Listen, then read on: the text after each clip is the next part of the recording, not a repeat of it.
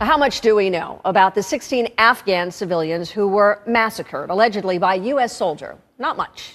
And that really troubles my next guest, Dean Obeidallah. He's joining us from New York. He is the co-founder of the Arab American Comedy Festival and a frequent contributor to CNN.com. So, Dean, nice to have you here. You wrote an op-ed piece this morning, and it caught our attention. I want to read just a little bit of it here for our viewers. The U.S. media has treated the 16 victims as statistics, not human beings. If they were human, we would at least know their names and ages. We might even have heard from their classmates or family members about the kind of people they were. Maybe they, too, were happy-go-lucky, like Sergeant Bales. And why do you suppose that the media in general, we have not heard more about the victims in this case? You know, that's my question, Suzanne. Why don't we have a full portrait of Robert Bales? He's 38, he has 2 children. We hear about him vacationing, playing high school football. We've heard testimonials from friends and fellow soldiers. We haven't heard his religion, but we can safely assume it's not Muslim, because if it was, that would be the headline.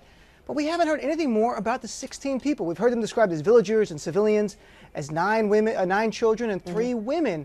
But what about their names, their ages? Let's hear about them as human beings and not statistics. Why the media doesn't do it, I think partly is because they don't think we want to hear it. Maybe part it's a struggle in Afghanistan and the defense of the media. But now a week later, it's time. Let's hear about them. Let's put a human face on this loss caused undisputedly by U.S. hands. If it's this soldier or the soldier with others, we're not sure, but I don't think there's any dispute that the U.S. involvement in this. So we should hear about the people that our soldiers sadly have killed. Do you think it's possible that Americans see the Afghans as a whole, as the enemy, that people are not distinguishing the Afghan people from the extremists, from al-Qaeda, from the Taliban? I think that's one of the consequences of not learning about the other side. It's very easy to demonize the other when they don't have a human face, when you don't know about their dreams and hopes, like you hear about ours. If someone loses their child, we hear about their story, their backstory. And I think it's easy to view them monolithically. All brown people, all Muslims, they're bad. We don't know much about them. And that's why it really moves me to say that we need to hear more about them. It does paint a different, more full human picture from my fellow Americans about who these people are. What do you think that is? Do you think that's racism? Do you think that's just people who are focused on their own lives and they're not really paying attention to people who look different than themselves? I think for the average American, we look to you, the media, to give us that information. Americans obviously are busy people. It's a tough economy and making ends meet. They're not going to go out and investigate the people in Afghanistan or across the Middle East.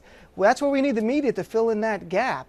I don't think Americans are inherently racist, no, but I think if they have no information to balance it, they're only going to see the negative. And that's why, to me, that's why I wrote the op-ed, is try to inspire the media to come forward and paint a human picture. Let's hear from their classmates. Let's hear about what they were going to do with their lives. Let's hear about the family members. We don't even know their names. I mean, you look it up, it's so hard to find. The Wazir and the Jan family, the 2 biggest families that lost relatives. But that was so hard to even find in any mainstream media. All right. Well, we do have Sarah Seidner, who's doing a pretty good job of explaining who they are on the ground, but clearly looks like more context and more profiles are needed. Dean, thanks again. We appreciate your time. Thanks, Suzanne.